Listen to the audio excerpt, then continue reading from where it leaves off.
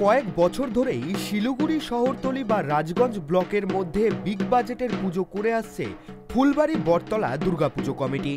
এবছরও শহরের ক্লাবগুলির সঙ্গে টেক্কা দিতে প্রস্তুত পুজো কমিটির সদস্যরা। ধর্ম যার যার, উৎসব সবার, এই বার্তাকে সামনে রেখে ফুলবাড়ি বটতলা দুর্গাপুজো কমিটির এই বছর ৪২তম বর্ষে পা রাখল।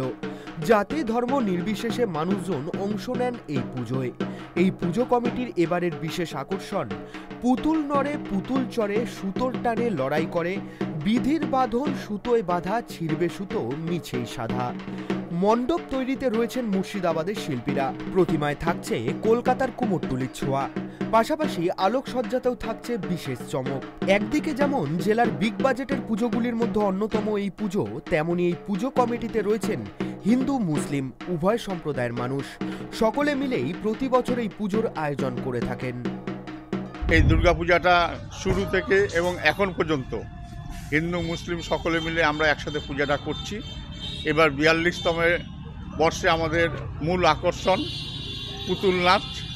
আপনারা সকলে জানেন, আজ থেকে ৪০ থেকে ৫০ বছর পূর্বে গ্রামের বিনোদনের মাধ্যম ছিল হয় পুতুল নাচ, না হলে বায়োস্কোপ, না যাত্রা বা থিয়েটার। তা আজকাল ডিজিটালের যুগে, মিডিয়ার যুগে, ফেসবুক ইনস্টাগ্রামের যুগে পুতুল নাচ হারিয়ে গেছে, গ্রাম থেকে যাত্রা উঠে গেছে, বায়োস্কোপও উঠে গেছে।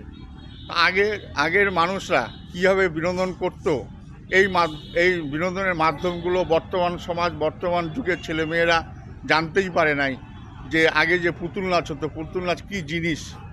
আগের দিনের গ্রামের যে বিনোদনের মাধ্যমটাকে এখনকার নবপ্রজন্ম যাতে বুঝতে পারে যে আগে মানুষ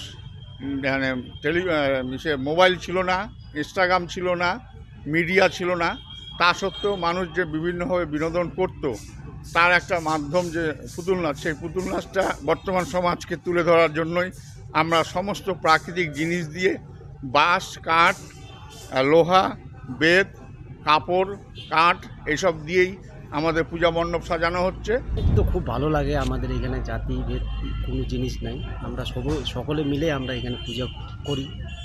পূজার যা যাবতীয় কাজ আছে সবাই মিলে করি আমরা, চাঁদা কাটা থেকে শুরু করে প্রতিমা বিসর্জন সব কিছুই করি আমরা সবাই মিলে। আমাদের এখানে ধর্ম বলে কোনো কে মুসলিম কে হিন্দু এরকম বেশি নাই আমাদের।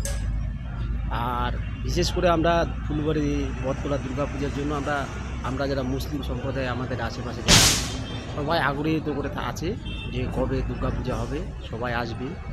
কারণ আমাদের এই বটতলা পূজা কমিটি এখানে বিগ বাজেটে পূজা হয়, সকলেই আসে। তো আমাদের যে ফুলবাড়ি টু অঞ্চল আছে আশেপাশে সকলেই আসে।